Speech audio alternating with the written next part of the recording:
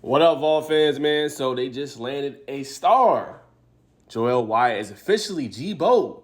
Go Big Orange, man. He officially committed, obviously, to the Volunteers. Huge get for Tennessee. Now, the unique thing with this recruitment is, what does he play at this next level, right? Because Tennessee has said, hey, we want you to play edge rusher or maybe outside backer, right?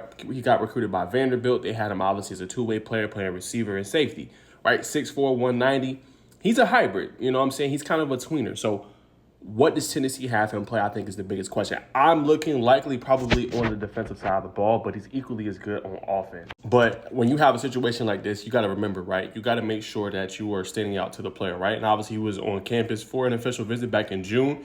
They continue to obviously have that relationship and recruit him at a high level. So, it's not easy, especially when you have a player that wants to play a certain position and convince him, hey, we are going to try to do what's best for you in your career, but we want you to stay home and obviously come play for us. And obviously he's big because he just transferred. He's going to play for Oakland, obviously high school this year in Tennessee. So it's just going to be interesting, right? We're not going to know until he gets on campus, you know what I'm saying, really, and what he decides to do. But the four-star athlete is one of the best. I got a chance to see him way back when at UA camp last year at Nashville. And he was a baller. Like, he was pretty much unstoppable at the wide receiver spot. Like, defense didn't have answers. He had a big catch radius, right? He was physical at the point of attack, dominating one-on-ones. Like, this kid can do a little bit of everything.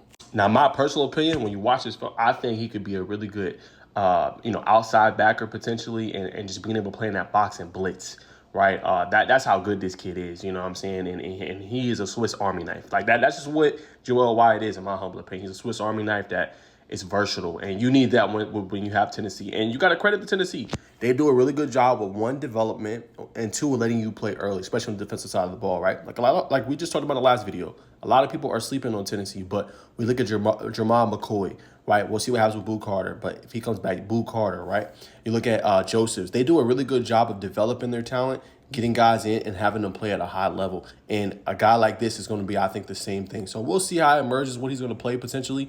But this is a really good get for Tennessee. And I ain't going to lie to y'all, this is turning into an elite class for Tennessee. Right now, currently ranked number 14 according to 247 Sports Composite.